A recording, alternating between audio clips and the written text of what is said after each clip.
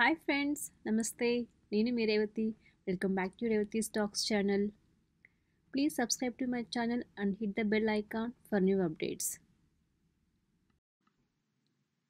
ఈరోజు రెసిపీ బీరకాయ పచ్చిశనగపప్పు కర్రీ. ఈ కర్రీ చపాతీలోకి రైస్లోకైనా చాలా కమ్మగా ఉంటుంది.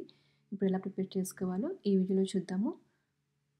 ముందుగా కుక్కర్లో 1 కప్పు శనగపప్పు, అలాగే 1/2 కప్పు దాకా కందిపప్పు తీసుకొని బాగా క్లీన్ చేసి హాఫ్ అన్ అవర్ పాటు నానబెట్టుకోవాలి.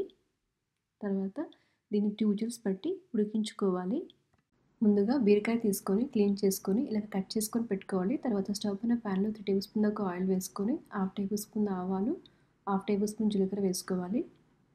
అలాగే కట్ చేసుకుని ఒక మీడియం సైజ్ ఆనియన్ వేసుకోవాలి. 1 టేబుల్ స్పూన్ దాకా సాల్ట్ వేసుకొని ఆనియన్స్ ఫ్రై చేసుకోవాలి. ఆనియన్స్ పచ్చివాసన పోయేంత వరకు ఫ్రై చేసుకోవాలి. అలాగే కొద్దిగా కరివేపాకు వేసుకోవాలి. కట్ చేసుకుని ఒక మీడియం సైజ్ టమాటో కూడా వేసుకొని ఫ్రై చేసుకోవాలి. ఒక 2 నిమిషాల పాటు టమాటో బాగా మగ్గనివ్వాలి. ఇలా మగ్గిపోయాక ఇందులో 2 టేబుల్ స్పూన్ దాకా కారం వేసుకోవాలి. 1 టేబుల్ స్పూన్ ధనియాల పొడి వేసుకోవాలి. అలాగే కొద్దిగా పసుపు కూడా వేసుకొని ఫ్రై చేసుకోవాలి ఆయిల్లో. తర్వాత మనం ముందుగా కట్ చేసి పెట్టుకున్న బీరకాయ కూడా వేసి ఫ్రై చేసుకోవాలి.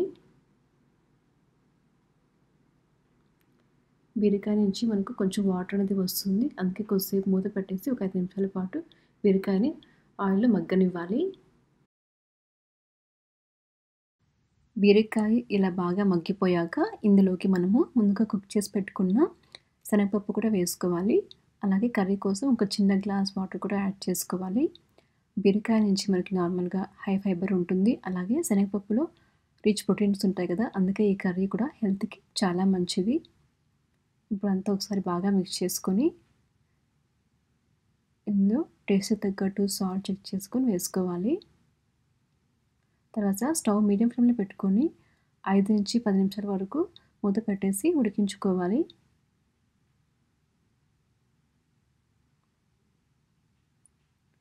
ఇలాగ ఆయిల్ సపరేట్ అయ్యాక లాస్ట్లో కొద్దిగా కొత్తిమీర యాడ్ చేసుకోవాలి. ఎంతో రుచిగా ఉండే బీరకాయ కర్రీ రెడీ.